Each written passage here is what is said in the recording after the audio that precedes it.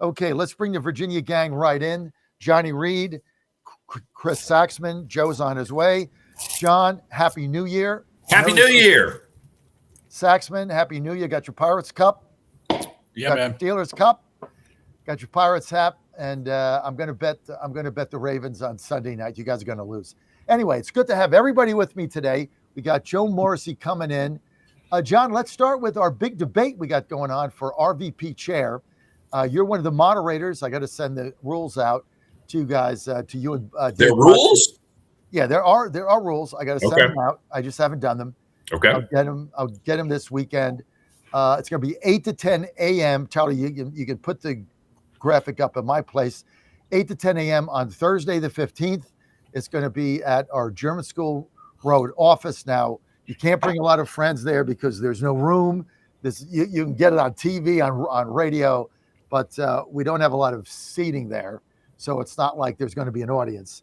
So we're going to have all four candidates going to be there. John Reed and Dave Botkins, going to be the moderators. We got four candidates running. Cam Hamilton, who was supposed to be on today, but he couldn't get his camera to work. So we asked him. And here's my thing, Cameron. If you can't make your camera work on a video thing, you really can't be chairman. So you got to figure out how to do a video, Cam. Do that first and then come back on. Mike Clancy, who's going to be on today at the 9:30 hour, and then Lynn Bogle and Nick Profit. And it's going to be 2 hours. It's going to be no holds barred. You guys are going to ask the questions. I'll just kind of run the timer. And John, I think it's a real opportunity for people not only in Virginia, but nationally to see these candidates and what their vision is for a party that is really right now in disarray, John, in Virginia. Well, I agree with you. I'm kind of excited about the opportunity because the people who will actually vote for the new chair are 80 members of the state central committee. That's like the board of directors for the Republican Party of Virginia. There are some people in that group that are, really experienced at different campaigns. They've been campaign operatives. They've been campaign workers. Some of them have been candidates.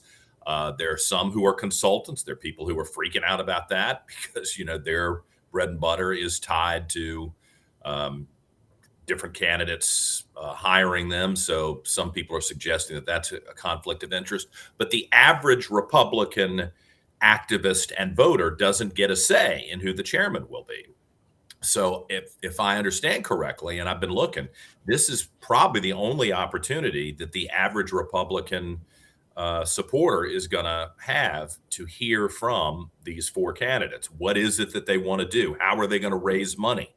In all fairness to Mark Peake, who was there as chairperson for the last year, when you don't have a budget and you can't hire additional staff in a critical election, you can't send people into the different regions of the state to mobilize the get out the vote activities, you're in trouble. And I will be honest with you, I think Republican Party of Virginia, every day that goes by where Abigail Spanberger, the governor-elect, is announcing new members of her cabinet, many of whom have very questionable backgrounds and a lot of flawed stuff that the people of Virginia should know about, and RPV isn't out front just hammering the hell out of that, we're missing an opportunity. And somebody's going to come in, grab the reins, go out and raise, I think probably $2 million and really get in the forefront of this and push so that the Democrats don't have an anointment ceremony on January 17th. They simply have an inauguration. Well, Saxon, what I love about this is, and this is why I did it, because only 87 people are going to make this decision behind closed doors. I'm not criticizing that. Those are the rules. Mm-hmm. I respect the rules of what's gone on. But this is why I opened it up nationally. I think everybody should have an opportunity to hear from these candidates what they're going to do, what their vision is, how they're going to fix it, and spell it out in detail. And I think John Reed and David Botkins are going to be two great moderators. They're unbiased. Botkins is on the state central committee. That's why I wanted somebody on the committee that's not committed to a candidate that I thought would be interested, because Davis got, a swing vote in there, obviously. And of course, John Reed is, just ran for lieutenant governor. He ran a super campaign, so he knows more than anybody what is going on and some of the deficiencies. But I wanted Saxman to open this up to the world to basically see who these candidates are, what they're going to do, and how they're going to get out of this morass, Chris. Well, good for you, John. I think it's great. Good morning, John. Good morning, John. Good morning. That you give the broader public an actual legitimate view into how political parties in America, between Republican and Democrats, choose their leadership in their respective states. The underlying problem for both political parties in all the states is that political parties, for the most part, have really nothing to offer the public writ large. They don't raise money. They serve no legitimate purposes, given all the money that has come in to the states over the years. It's, as I have said rather candidly, I think they're little more than a mail permit. No one has proven me otherwise. It's not even an exercise in any kind of intellectual curiosity as far as which direction the parties are going to go in, what issues they're going to adopt, what issues they're going to push. And so you have four, well-intended people who want to lead the Republican Party. Okay, great. It's not a great organization to begin with, hasn't been for probably 20 plus years. And this more or less defines who cares about politics. It's relatively meaningless. Unfortunately, that's just the way American politics has devolved. But it didn't used to be that way, did it? I talked to Ed Matricardi, who I guess was executive director 30 years ago, maybe. Ed Matricardi. That was 2000, 2001. He got involved in a little brouhaha. That was back in the 90s, essentially, when parties had more of a say in how parties function. I mean, as far as developing candidates, recruiting candidates, funding candidates, putting together a platform that mattered. I ran the platform committee for the Republican Party of Virginia in 2008, I think it was. We actually had debates on what we believed and what issues we were going to support. Now it's I don't know why they exist, quite frankly. And it's an existential question, Frank. Why are you here? Who are you? And what do you present for the public? I think that's the overriding question that a member of the public, that John Fredericks is trying to serve, is saying, here's what's going on, which I think is a great service, John. But it's going to also show what's not going on. What aren't these people doing? It's not the fact that they're not good people. It's a little more than a mail permit that's a bitch session versus coming up with a plan that they've been trying to do for the last 20 years. I don't see it changing with the leadership. Yeah, and then John, let me give you a perspective from the Democratic side. I am an independent, but I've had some familiarity with them. I think it's more than just a mail permit. I think they just take up a seat at the table and do nothing. But look at the Democrats. This is what else they do. They anoint and they appoint. If you want to run for office as a Democrat, you're not going out and getting the collective support of core Democrats. Oh, no. You're getting the support of that party, which is an inner circle, and it's a very incestuous group that not only do not formulate policy, but they support each other. And if you're in that clique, then, you're our guy or our gal that we're going to, give the thumbs up for a primary position. That's bad. That's bad for the party. And then here's the other thing. People that are not invested in politics like us, like hardcore D's or R's, but are just an R or a D, they look out and they say, the party supports them. They must be one of us. And that's, decidedly not the case. You're right, Joe. And it's this inside game is very annoying to me. But a couple other things that I'm going to point out, and I'm a little salty today, as people know, because 26 is it for us. You look at what happened in New York City yesterday. You look at what's happened in Minnesota.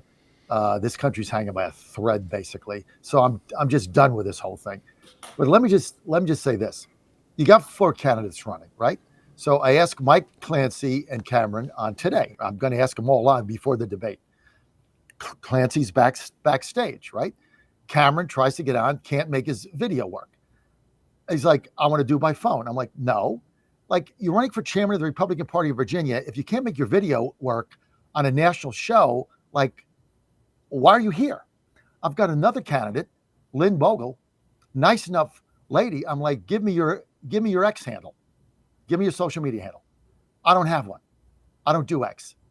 You're running for chairman of the Republican Party of Virginia and you don't have a social media handle.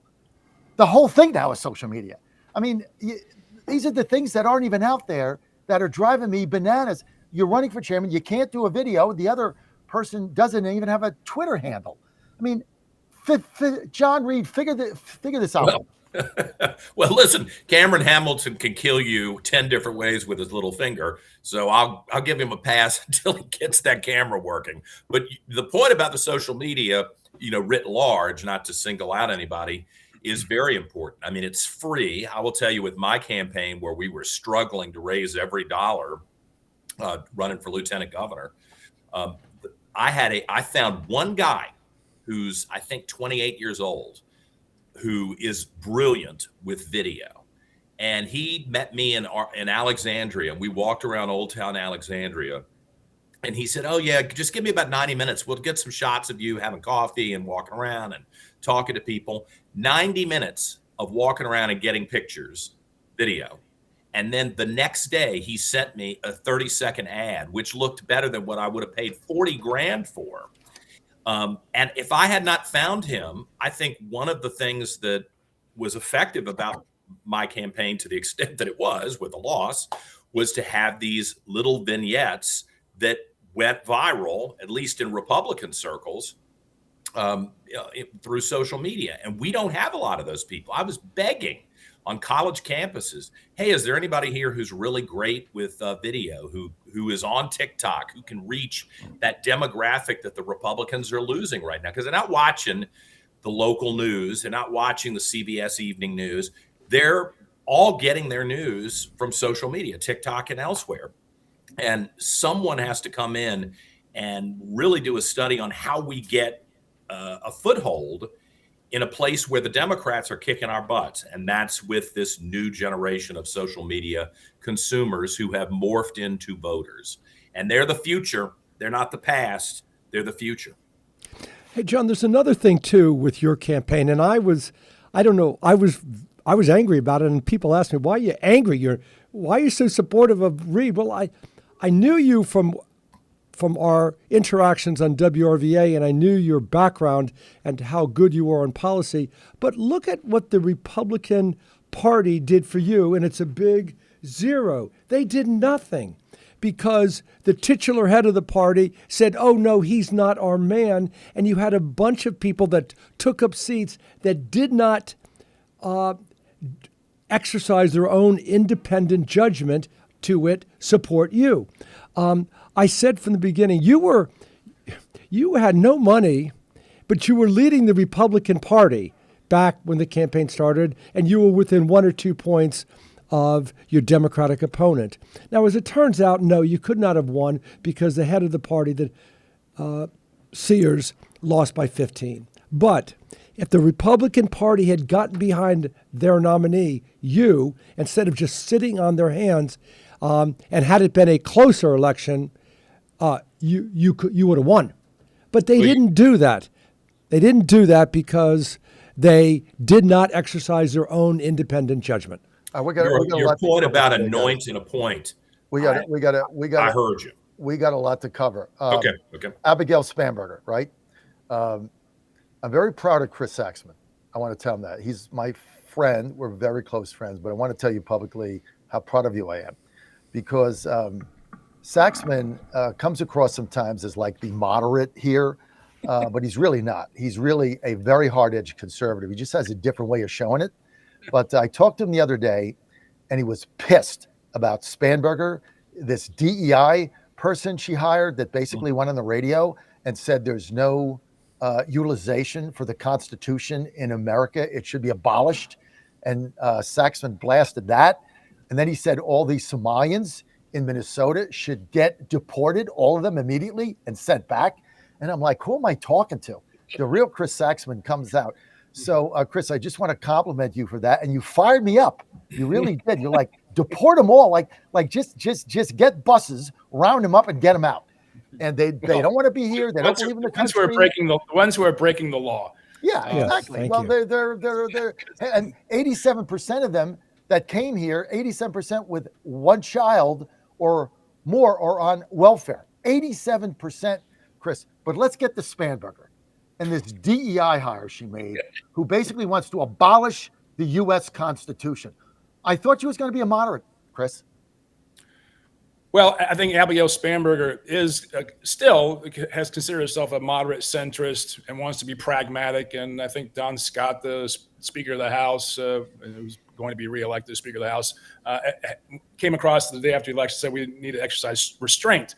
Not every appointee is going to reflect the tenets of Abigail Spanberger. And I think this DEI selection is going to give Republicans a lot of fodder for at least 4 years if she's in office. So that was my point. I was more. You confused my upset. Mine was more towards the Somalis who have not assimilated to American culture, have decided to pick it apart. But yeah, I think the one you're putting on the screen here is troubling, and I think it's going to be troubling for the Democrats to defend it. So from a political partisan perspective, I don't think this necessarily lines up with being pragmatic, centrist. Again, many of her selections have been, and Bulova, Sickles for natural resources and finance, and Katie Frazier and ag and forestry. Those are good selections, and I think they'll be well regarded. But she's reflecting the Democratic Party in Virginia, and this is one of those picks. Joe, I think it was a payback. Chris is right. There's been some good selections. I thought Bulova was a good selection. Very pragmatic politician.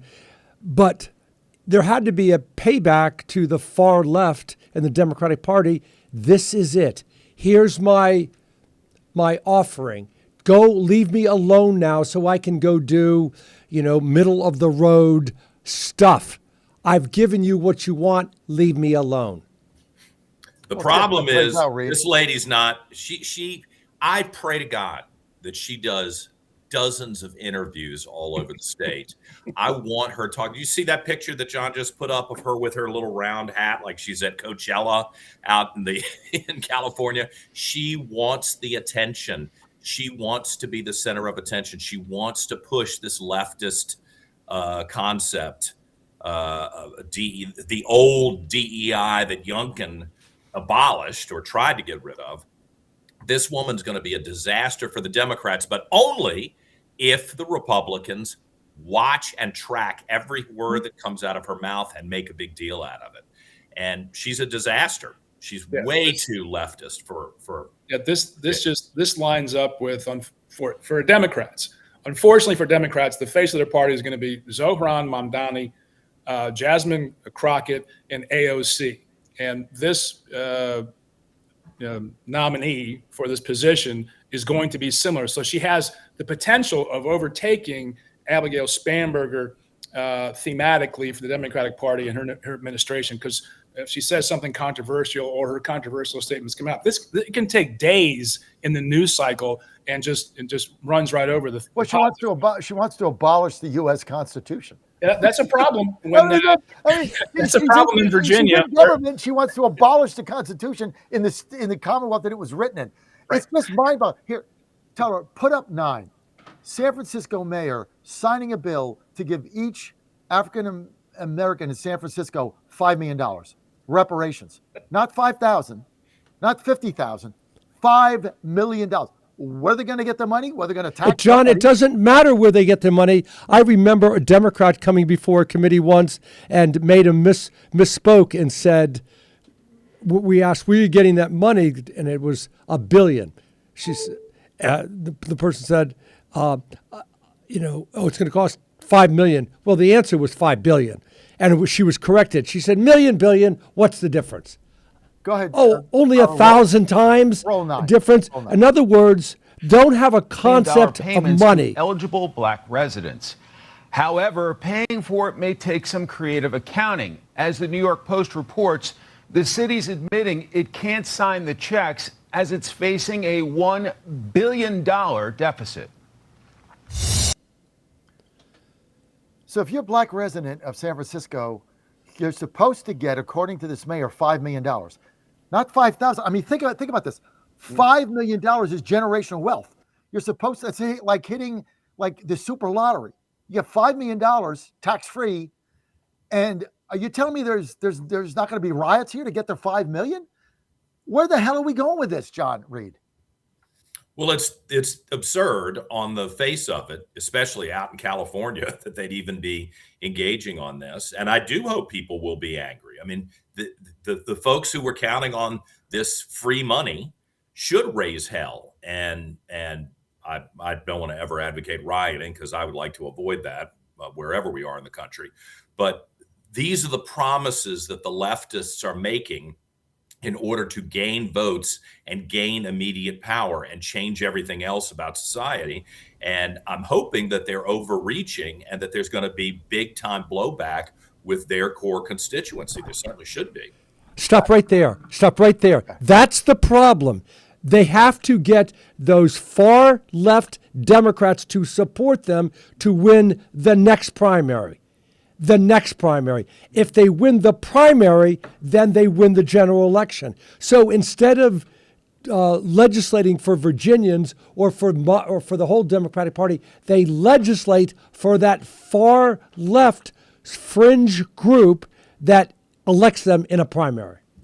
Yeah, that's the overriding problem you have here, John, is the nationalization of politics leads to the nationalization of politics. So you have, Virginia Democrats can be held accountable for the actions of not Virginia Democrats. And that's that's the problem, I think, for the Spanberger and Mikey Sherrills of the world, is dealing with they want to go in a more pragmatic centrist direction, but these people who are very extreme in their views are going to take them over in the social media and the media, and then they're going to dominate the nomination fights. And 90% of our seats in America today are determined in the nomination. So this is the problem. And people say when people criticize the presidents and the president of the United States and Republicans, okay, fine, legitimate criticisms, but then because Republicans can go, yeah, but they're worse, and this is a hard opportunity for Republicans to go, yeah, but they're worse, and they make the case because these people are nuts, and it's easily portrayed. For the large part, they don't have jobs. They get together with their cafe au lait, double this and triple that, and they don't have a job to go in the morning. They get on in their blogs. They talk to each other. They clap like this, whatever the hell that means, and they don't have anything to offer other than these far left agenda. And you know what? They don't produce. They don't produce in the Commonwealth. They don't have a job. They're not paying taxes. They just are espousing, let's give them $5 million. It drives me nuts. Okay, if you think that, here we go. 90% of them aren't working.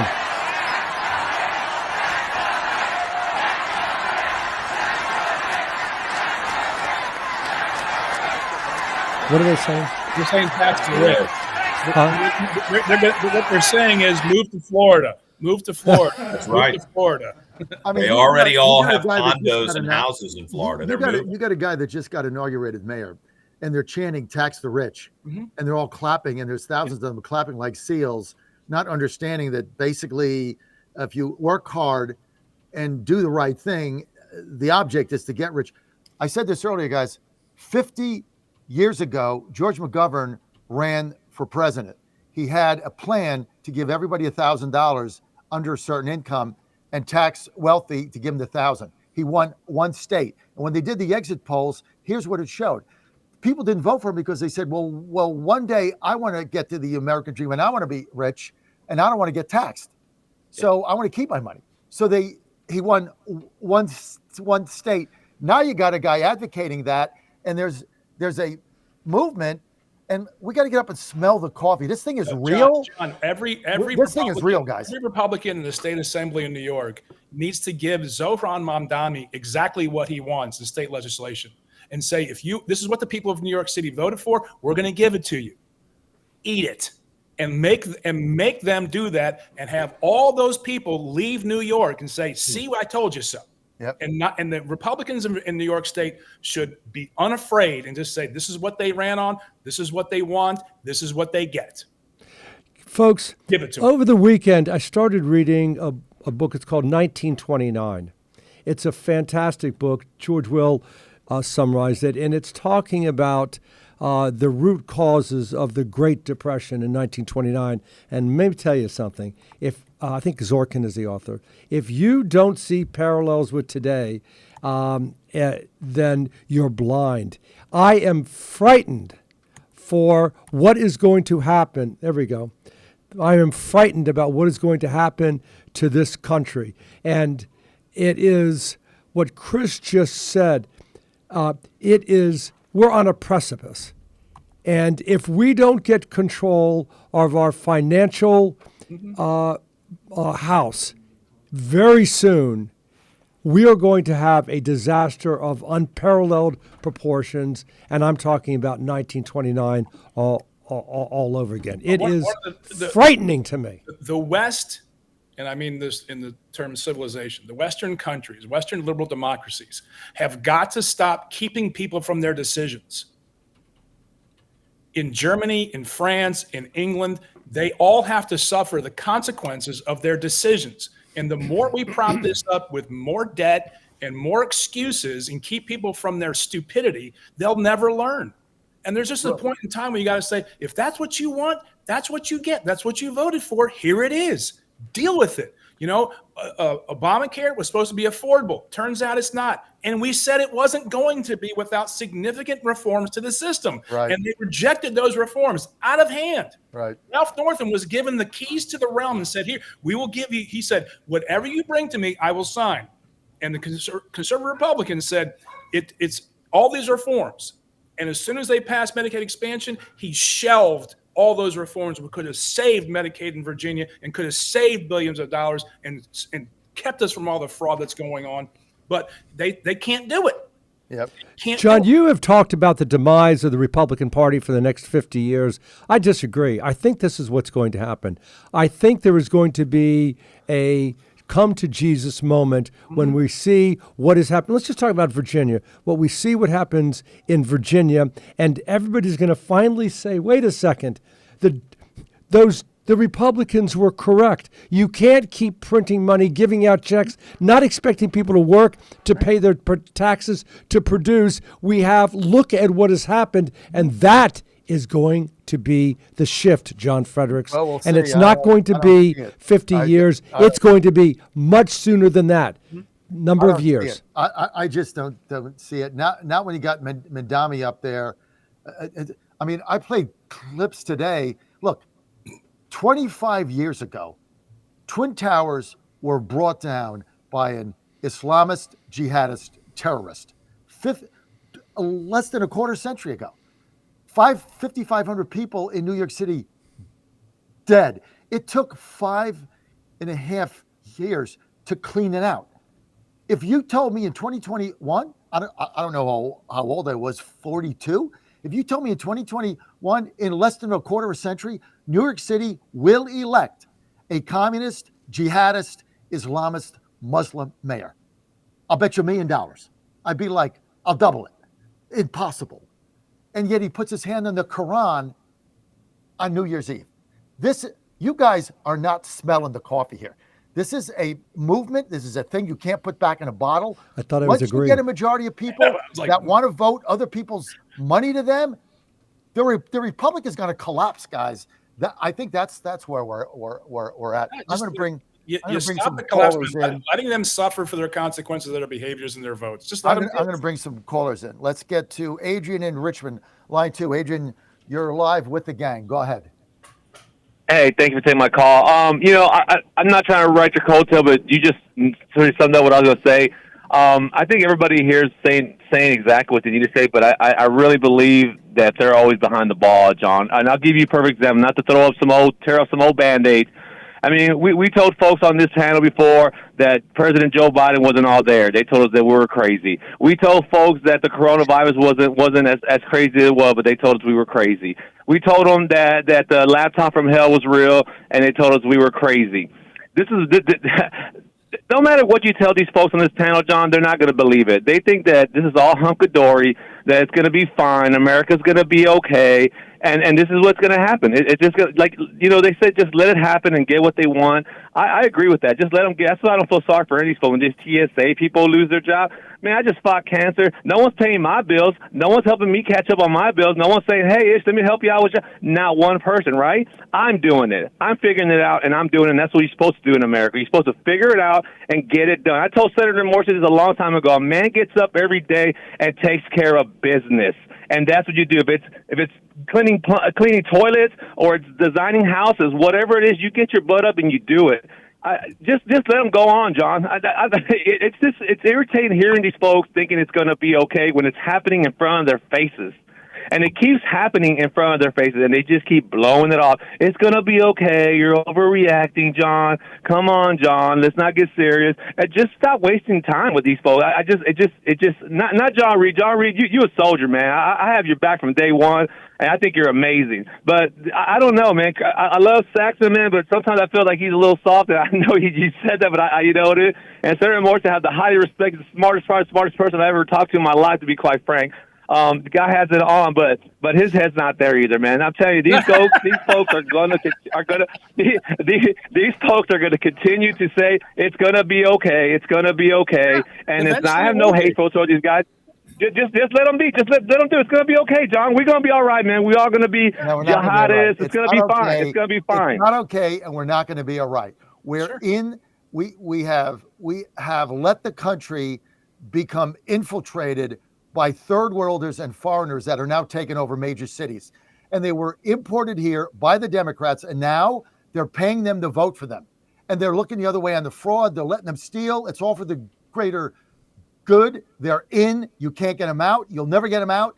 And they're gonna keep growing. And there's not a damn thing we're gonna be able to do about it, except New York collapses, and then the Republicans will bail them out. I mean, I can predict this now. They're going to collapse, and the Republicans will find a way to bail them out because, they have a big heart. That's the hard stuff. That's when you can't protect people from their bad decisions. And I disagree with Adrian. I am hopeful for the Republic because I think we have a strong system of government. We have a strong constitution. I think we have good people. But you can't keep bailing people out from their stupidity. Eventually, you have to let them hit rock bottom. Well, that's the welfare state we put together. I know. He says that welfare state allows them to get up in the morning. They don't have to go to work. They don't make their bed when they get up in the morning. They drink their coffee. They get on their chat groups, and they still get that check that comes in that allows them to buy their $10 latte, double schmubble, whatever it is, and not work. When that comes to an end, and for all their ilk, then you have the change. And what's it going to take? We're 38. I'll tell you what it's going to take. Here you go. Here's my nominee for the Republican Party chairman of Virginia. It's Judge Kennesaw Mountain Landis, except for the fact that he died shortly after solving the White Sox scandal. You need a Judge Kennesaw Mountain Landis to run that party with an iron fist. Yeah, well, let's see if we got one. Okay, let's get to. Thank you, Adrian. We're going to extend this segment for a half hour because we got two candidates on. Let's get to Karen in Appomattox, Virginia, line 3. Karen, you're live. Good morning, everybody. So talking about the RPV, redistricting is, they're probably going to pass the resolution January 16th to redistrict, and then they'll call for a special election. Where is the RPV? I mean, it's dead silence. It's like they're in a coma. But there's good news. If they actually do redistrict, every single congressional district committee and the state central committee will be blown up because we'll have totally new districts. Woohoo! So the RPV will totally have to change, as well, actually, as the Virginia Democrat and their district and their committees. So maybe we have a chance of totally turning this around. But the other thing people are forgetting, the Democrats are just trying to take their marching orders from the DNC to get Trump. But the blowback in Virginia could be pretty extreme. There was a good Politico article a couple days ago that identified Whitman as one of the champions of the shipbuilding industry down in Norfolk. And it's quite likely that, Virginia totally tries to, get all the Democrats in and impeach Trump and blah, blah, blah, that, some of that money, some of those contracts could be pulled and sent to the Philly shipyard or elsewhere. We couldn't be looking at job losses down there because Whitman is such a big, supporter of and champion of the shipbuilding industry. If you get rid of Whitman, who's going to take his place? Who's going to be the champion? There's all sorts of blowback, as well as, by the way, every single candidate who has to collect signatures to get on the ballot will have to do it twice because the districts will change. But they have to do it the first time to meet the deadline, and then the districts change. They got to do it again, including Mark Warner. Well, the Democrats will have a ton of money to do that, Karen. So it's not going to matter. They have all the money, they have all the power, they have everything. This thing is going to get through the General Assembly in January, and then it's going to go on the ballot in April. And the Republican Party has no apparatus in place in order to come near defeating it. It's going to pass 2-1. And the only hope we have is if it gets struck down by the Supreme Court of Virginia, which Morrissey and Chap Peterson think it's better than 50%. It does not hold, I believe. Right, Joe? But where is the RPV? Where's the RPV out there trying to educate people to get out the vote? That's why we're trying to get a new chair. Karen, thank you. Thank you for your call.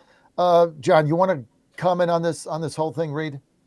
Yeah, look, Rob Whitman is vice chair of Armed Services in the United States Congress from Virginia, from the 1st Congressional District.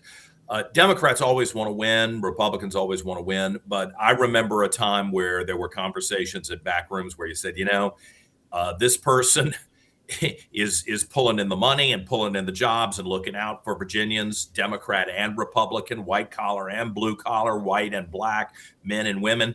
Let's make sure that we don't lose that status. And I don't think the modern Democrat Party gives a damn.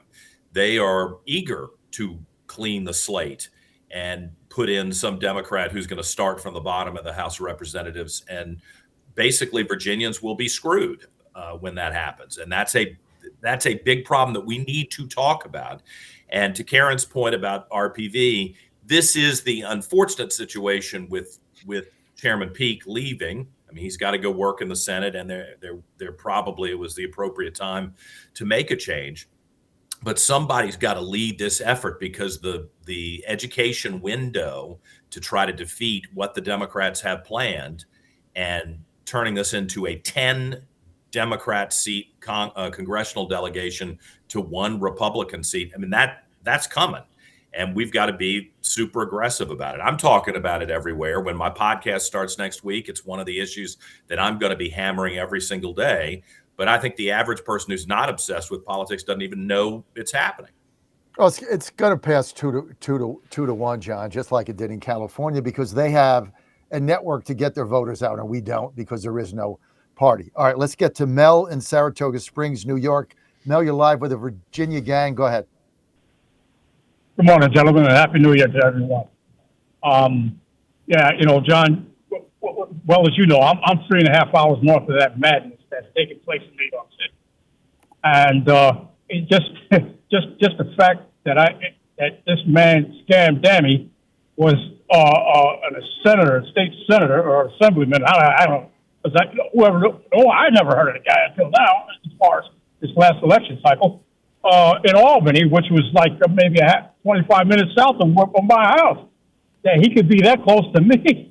I mean, but the fact that, I see what he's proposing. He's going to turn MTA, the Metropolitan Transit Authority, into a homeless encampment and then who's going to want to drive buses when you got all these bums and all these, kids and methamphetamine and criminals, or even a subway driver. I mean, or a conductor. Who's going to want to take these jobs when you're in the midst of criminality and madness? Long Island is the only area in the metropolitan area that is safe from Mamdani because they're not governed by the other five, by Manhattan, who governs the other four boroughs of the Bronx, Queens, Brooklyn, and Yonkers. Well, but it's just this is, I can't, not that I can't, I don't want to say I can't wait to see what's going to happen because I pray that, that nothing, drastically happens, but I think it's inevitable that things are just going to go downhill from here with this criminal in Gracie Mansion. It is a little rich boy. Yeah, I'm sorry. Go ahead. There's a communist leading New York City, and Alonzo and I went for a big event that I had to speak at. There was Republican fundraiser at Christmas time. And I said, we should go because my prediction is that right after Mamdani becomes mayor, the cops are all leaving. They're already losing supposedly 350 to 400 cops a month in New York City because they don't want to serve under a guy who is looking for a scalp to show in public to beat up on the police. And I'm assuming that what I saw on the internet yesterday is correct, that cops resigned en masse on January 1st, and a lot of them dumped their uniforms into the middle of the street so that they could make a statement against this communist. Things are very close to unraveling in New York City, and I think people with wealth who have concern about their safety that's going to become very real quickly. And the business crowd has been putting plans in place for several weeks to move. Mm-hmm. I'm a little dismayed by everyone's inability to embrace the warmth of collectivism that the mayor is espousing. Unbelievable. The warmth. Imagine, Joe, he gets up. I was raised, you were raised, Saxman and John Reed, all of us. Rugged individualism was the foundation of America. It was the foundation of the American dream. You rugged individual. This country was built on it. You get a guy that just gets sworn in as mayor and said the era of rugged individualism is over, and now it's the warmth hug of collectivism or socialism or communism. Basically, we're going to take other people's money so you can do what Morrissey said: stay home and drink coffee at Starbucks. It's maddening. It's for New York. New York City is cheering this guy on like he's a god. Like they're just going crazy over him. John, what do they New York City, anyone who's been in New York City for any period of time, and I live there, that is the epicenter of rugged individualism.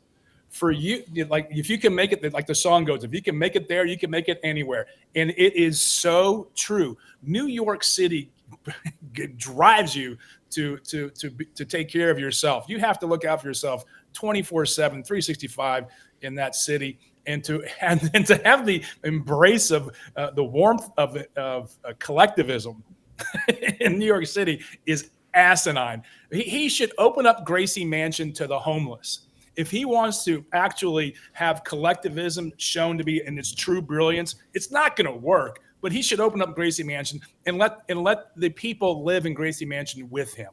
What a joke! Here's the come to Jesus moment in New York City. Unlike the federal government that can continue to print money, New York City, the mayor, cannot print money. He doesn't have that authority. So here's what you have in New York. You have a pot that has all their revenue in it. Now, if he wants to fund all these other fuzzy and warm initiatives, what happens when the water supply starts to go south? Your electrical grid fails. The roads, the potholes take over. You can't get police protection. The poor folk call because they're getting robbed. They can't get police protection. The trash picks up, piles up, and I'm not exaggerating, 6-7 feet.